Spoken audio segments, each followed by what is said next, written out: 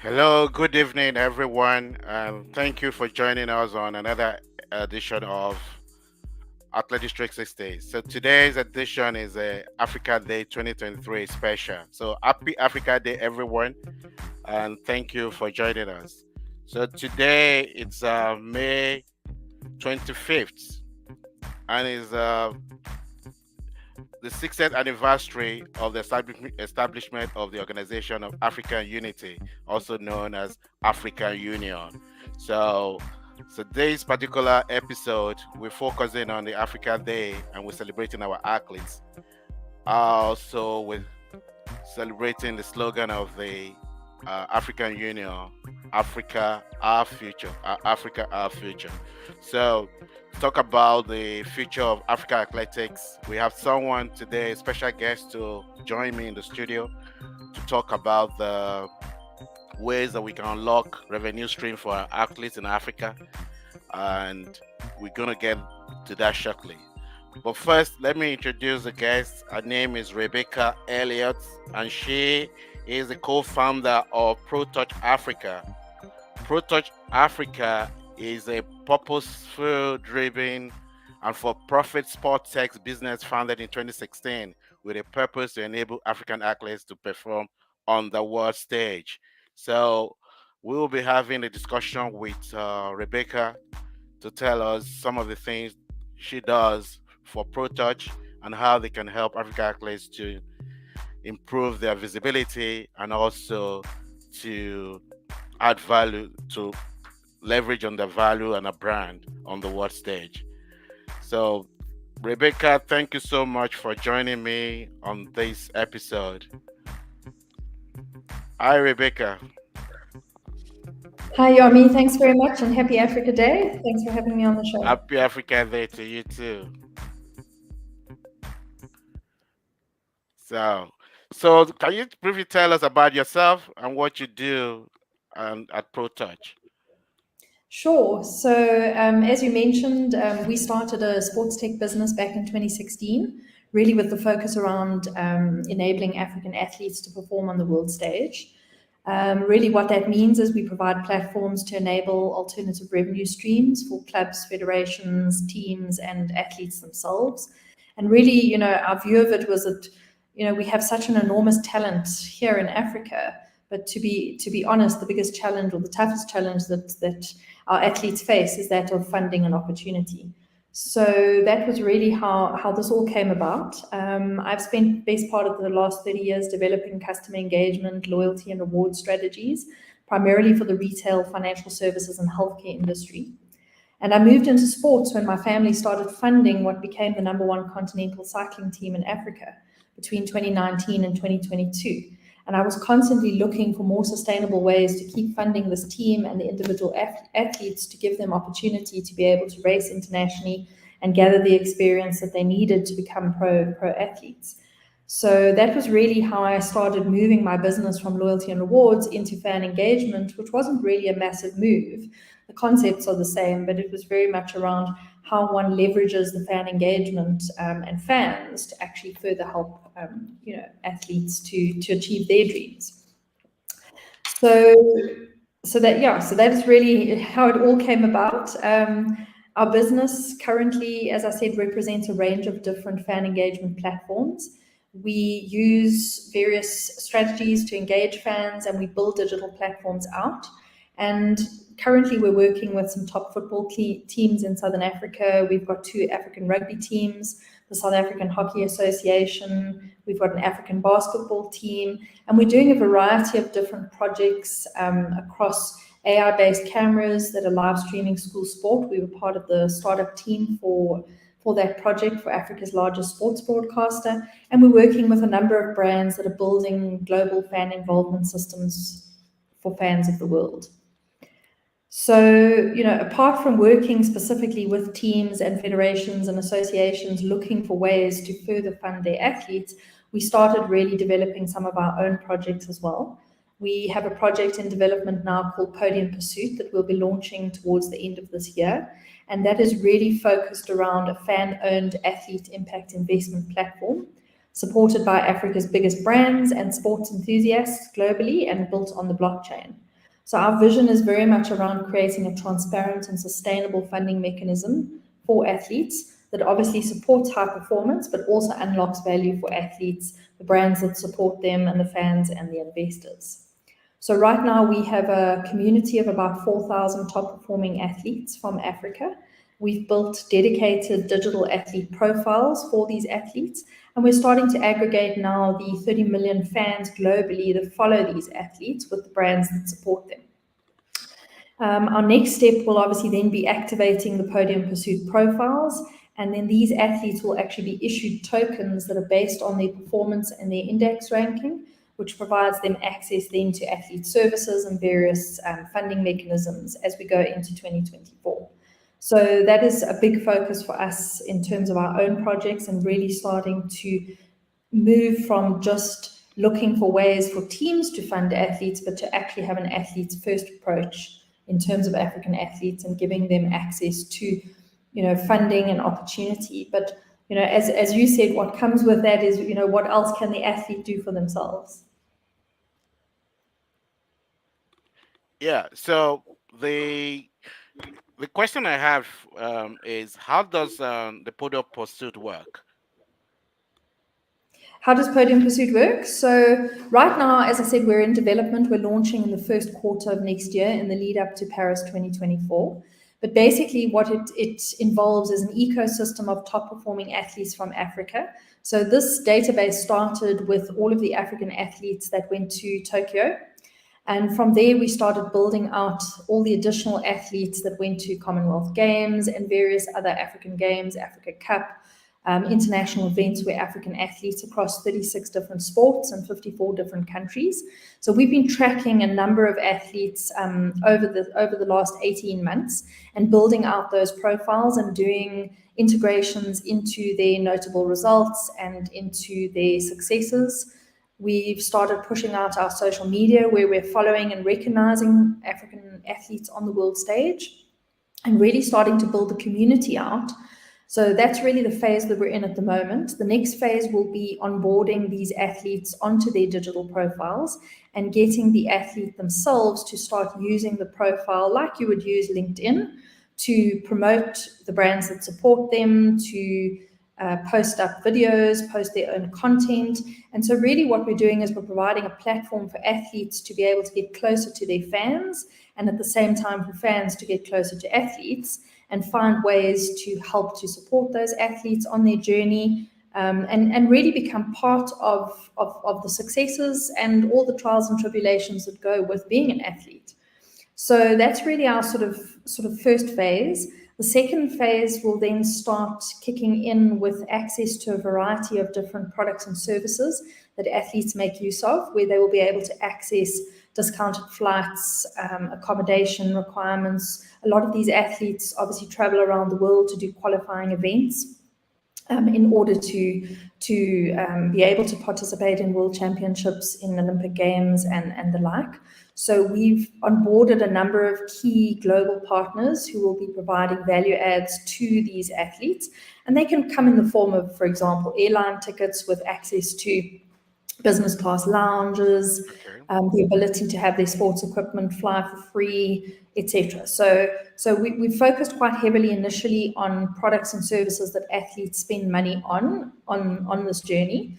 But at the same time, those brands are also relevant to the fan base. So that will be the sort of third focus area, which will be where the fan base will be able to access preferential deals and benefits. And once they make bookings or they make use of those products and services, a percentage of that spend would then flow back into the Impact Investment Fund.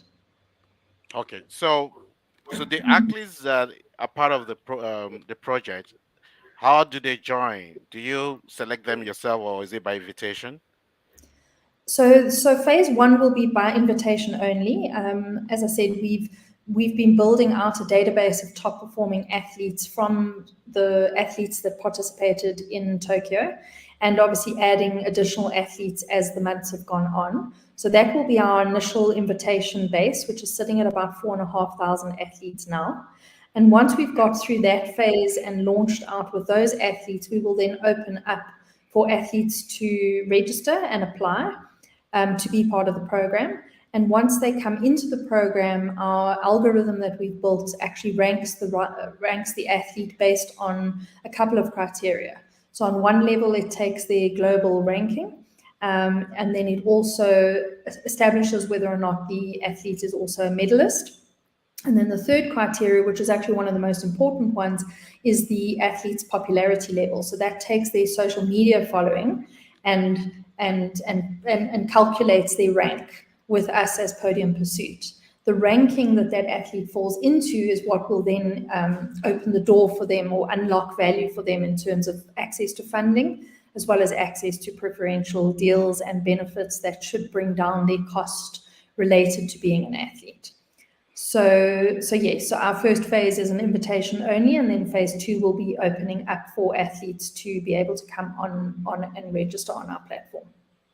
Oh, okay. So because why I asked that question is because one thing that's been a key problem for African athletes has been funding and finance. So and most of the member federations we have don't really have money, to be honest.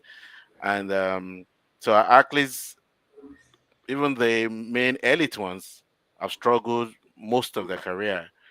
And so when these athletes are nearing the end of the career, then it becomes a major worry because they haven't really um, reached that financial level to be set for life, really. So 100%, yeah. yeah. Well, their So career span is a lot shorter than a normal working person. yes, that's true. So basically, what will you advise? How can these athletes position themselves for success, even at the early stage of their career, with a view of the few years they will have at that top end before they have to retire? Sure. So I've recently finished reading a book. I don't know if you've come across it, by Malcolm Lemons. He was a former pro basketball player. His book is called Impact Beyond the Game. And he Okay. summarized this really well into sort of three key areas of, number one, building your influence. So discovering the power of personal branding and how to authentically connect with your audience. Learning how to leverage social media, creating compelling content, positioning yourself as an athlete, but also as a thought leader in your field. And then really uncovering the secrets of storytelling and using the platform to inspire and motivate others. So, the first area of focus that really came through strongly for me through this book was this building your influence while you're an athlete, as well as obviously then, moving forward beyond that. The second category was then monetizing the brand. So, positioning for athletes to start thinking like entrepreneurs, exploring various avenues to monetize, their careers while still an athlete, from endorsement deals, sponsorship opportunities, creating their own product lines, and even starting businesses. And then the third one, which was actually a really important one, is the creating of a legacy. So, really understanding the importance of using the platform as an athlete for social impact, giving back to your community, identifying causes that resonate with you as an athlete, building meaningful partnerships, and really creating sustainable initiatives that make a lasting difference. And, for me, those three areas really sum up, I think, the focus of what athletes, while they are even building up to becoming, top performing athletes, should be starting even at school level. Building their influence, starting to look at ways to monetize their brand, and really Yeah, focusing heavily on creating a legacy. yeah, that's true. And the when you mention social media, the one thing that struck me right now is if you look at LinkedIn, for instance, there are very few African athletes, both present and retired ones, that are that are on the platform or Mm, quite active on the platform. So our yeah, athletes are just not visible. Some of them probably are only on Facebook, and then they use that only for private or personal, family, you know, business. Not many of our athletes actually have a clear strategy on social 100%. media, maybe on Twitter or Facebook or Instagram. Very few of our athletes, especially current athletes, have such make use of that platform to leverage their influence. Absolutely. And I mean, I think that that is why even our Podium Pursuit project, why we focused quite heavily on these digital athlete profiles. So, in essence, what we're doing is we're creating, let's call it a LinkedIn for athletes, if you want to think of it like that, with, Okay. leveraging what LinkedIn brings to the party, because you're absolutely right. I mean, embracing social media platforms isn't just Instagram, Twitter, YouTube, TikTok, Facebook. It's actually also having a strong presence on business related social media platforms like LinkedIn, the networking opportunities that exist, because business people also have a passion for sport. Yeah. And the more that athletes can use platforms like LinkedIn to tell their stories, authentic stories, and network within the business environment, can only set them up for sort of future opportunities, not only beyond being an athlete, but also during, because very often a number of the networks within LinkedIn, for example, would be potential endorsement partners, sponsors, potential businesses that athletes may even look to invest in the future, or vice versa. So I think, embracing social media platforms is absolutely critical in leveraging their brand value. And certainly the business related social media platforms, I think, ultimately have potentially more direct value than the sort of social media as we would understand it. I think, the other side of it is LinkedIn as a concept, or as a platform, provides athletes the opportunity to really define their brand. Identifying what their qualities, their values, their interests, because people tend to on LinkedIn not really talk about, their families, what they did on the weekend, their holidays. They tend to Yeah. talk about business things that they're doing, the purpose-driven projects, and the things that are important and meaningful, but in a business context. So, I think your point around very few athletes, and I don't think it's just African athletes, I think that it's becoming more prominent. More and more agencies are focusing on guiding athletes in this area. So there's definitely been an increase that I've certainly seen, of athletes coming onto LinkedIn, and also a number of very prominent, especially in America, your sort of NFL, NBA Yeah. athletes, both current and retired, that have started really focusing heavily on building their profiles, in LinkedIn. So I think it's a big area that needs to be focused on, and really part of what we're doing with these digital athlete profiles is helping the athletes already get started. And the very next step would be, what do you do next? So set up your LinkedIn profile if you haven't already got one. Yeah. Use the platform to define your brand, tell your story, document your behind the scenes, components, engaging and interacting with your fans and prospective fans.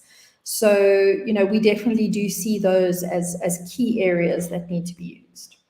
Yeah. So, from my experience, actually covering some of these athletes for the past 2 decades, um, our athletes are quite introverted. and many of them don't talk. Even when you meet them at the mix zone, they are reluctant to stay for more than a minute or two to talk to you. They're always in a hurry to get out and go to change and leave. So whenever athletes are not visible, how do we market such athletes? Because first you have to be seen before you can start building your influence. Because people don't know you, then you're not going to influence anyone. So what would you Yes. advise our athletes in terms of leveraging this brand value for influence and also being more a bit social and a bit more basically to be seen more and to talk more? Hmm. Look, I think a lot of that comes from working or collaborating with other content creators, and those don't necessarily need to be content creators in the same or even in the sports industry. But I think Okay. certainly content creators can help athletes to expand their reach, expose them to new audiences, and that could be things like joint videos, it could be interviews, it could be podcasts like we're doing now, guest blogging. So there are a lot of opportunities for athletes to collaborate with content creators where it maybe comes more naturally. Your A personality athletes tend to be good content creators, and those are usually the athletes that have got really big following because they're active on social media and they're constantly putting out content for the fans. But I agree with you. Just having been involved in the sporting teams that we've been involved in, the majority of athletes are generally more introverted, and it's not as natural necessarily to be blogging and creating videos, etc. So I think collaborating with content creators themselves could actually be a good way to do that. There are obviously businesses that do provide sort of PR and brand building tools, and certainly some of the companies that we work with as Pro Touch Africa are very focused on that. Collaborating with brands also becomes easier because very often the brand is also wanting to get more exposure. So they will have marketing teams that can help the athlete to deliver the messages the way they want them delivered, make them more authentic or align it with the personal brand of that particular athlete. So I think collaborating with brands also is a way of coming out, and really starting to be seen and delivering storytelling and messages that are important to those athletes. I think that the continuous improvement component is also important. So constant learning, content creation is obviously a skill that requires ongoing learning and improvement. And the more you do it, the easier it gets. I suppose it's like public speaking. Not many people want to just naturally stand up and speak, but the more you do it, the easier it gets. So I think That's it's true. important for athletes to also stay updated, latest trends, study successful content creators, seek feedback, adapt their strategies and see what works. So, I don't think there's a hard and fast rule. I think there's a combination of things that can really be used by athletes to leverage their brand and obviously their influence, and that obviously moves then towards increased rewards because more brands would want to work with those athletes, and that with it comes future revenue streams and new opportunities. Yeah. Okay. Thank you for that. Also, wanted to ask you actually, from your experience with some of the athletes that you have onboarded already on the platform, is our education level of the athletes also a factor? I think, especially in Africa, to a large degree, it is a very, very big factor. Certainly in sort of, I'd call it sort of East Africa, more so than we found in Southern Africa.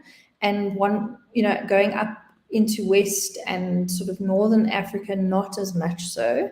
But certainly in the Okay. East Africa band, there does appear to be a lot of focus on athletes that have left school early and just focused on their sport and not even finished school. So even when we were running our cycling team, we had athletes from 6 different African nations who were traveling the world, doing events all over Europe, some in Asia, some in the States. And having the ability to coordinate getting athletes to the right airport, on the right plane, to the right venue was Yeah. sometimes a challenge because of that, both from a language perspective as well as just, being worldly wise and just knowing how to get around and do what needed to be done. So, when I look at the American collegiate system and how it focuses very heavily on, studying, finishing school while playing your sport and doing what you love, I think that that is something that Africa needs to put a lot more focus and a lot more effort into. I think that there's education beyond school in terms of financial literacy, Yeah. and really how to even manage wealth creation beyond athletes that do get to a top performing level that are earning crazy amounts of money, but then spending it, and then by the time their careers are over, they have nothing left. So I think the financial literacy side is a very, very important part that really needs to start taking focus, both at a team level, but also, people who are representing these athletes need to be focusing heavily on really building that level of financial literacy into Yeah. their offering. In fact, that's the part I was, just thinking about as you were talking, that does a platform like yours also incorporate like financial learning models where these athletes can actually that you have on board also start taking these courses to see Mm, how they manage their wealth at the time when they were more active and young and bringing this money in, because so often most of our athletes get broke a year or two after retirement. mm. Yeah. So we are a platform, and we don't profess to be experts at all these different categories. So to a large degree, our strategy is really partnering up with companies and people who are specialists in these particular areas. So we will bring on board partnerships with various companies who will bring those skills, those training modules together. We're working with Forefront Runners at the moment, who are doing a lot of work in that space in Europe.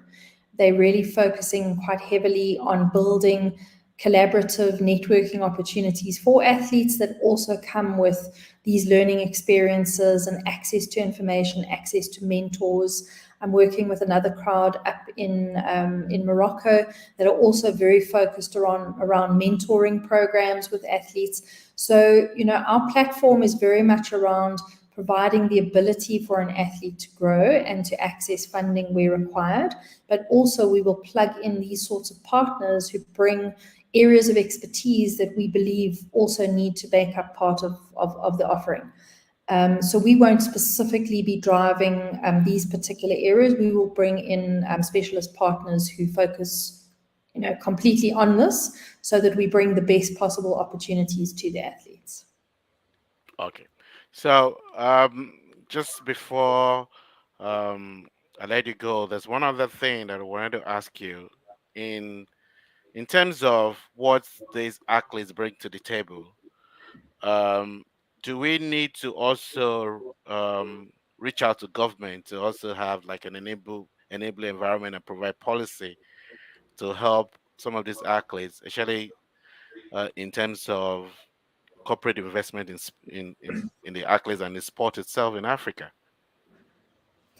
Look, I think lobbying for that support is something that needs to be done. Whether it will come through in our lifetime, or or these Yeah, African athletes' lifetime, is often the debate around whether it is seen as important or not. I think to a large degree in Africa there are a lot of grassroots projects, and a lot of funding that comes through government in different African countries very often gets focused primarily in grassroots.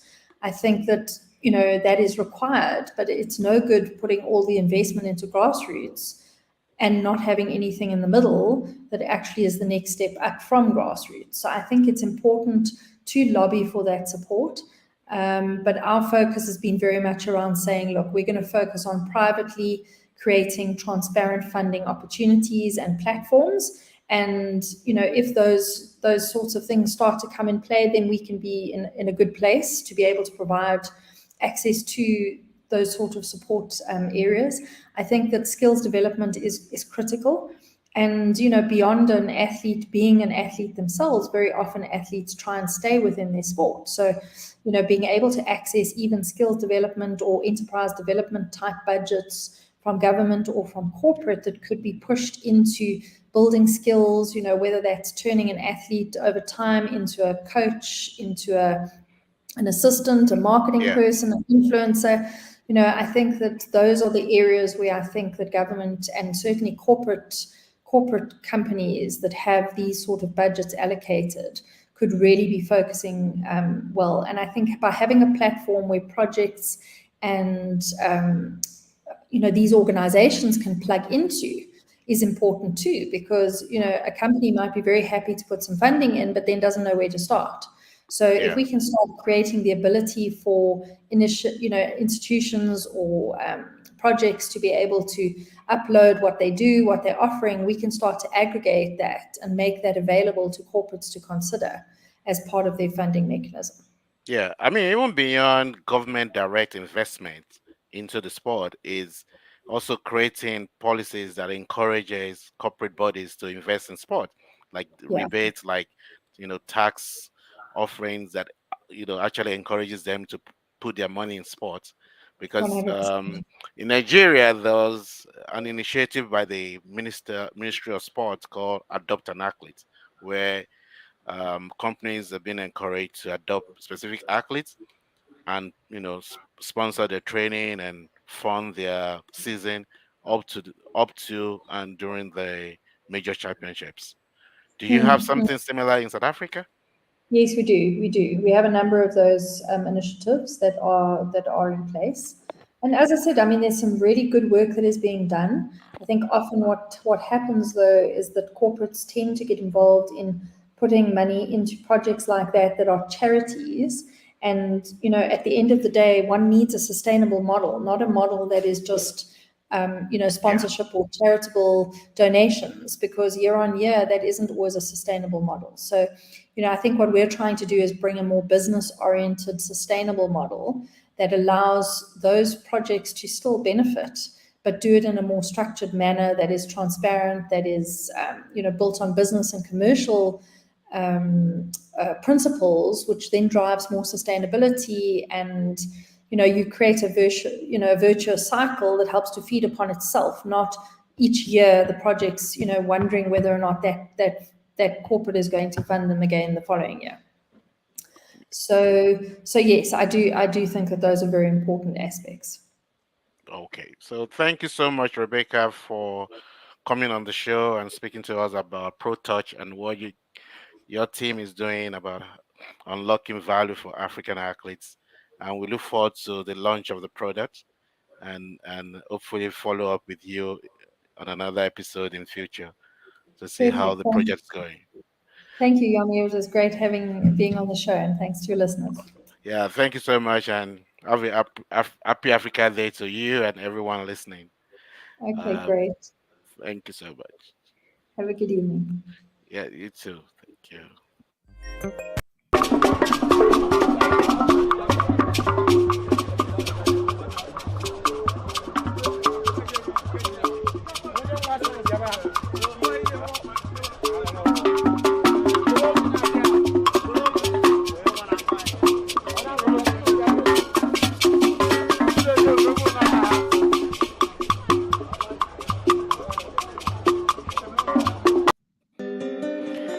Yeah, so that's it for this episode of Athletics 360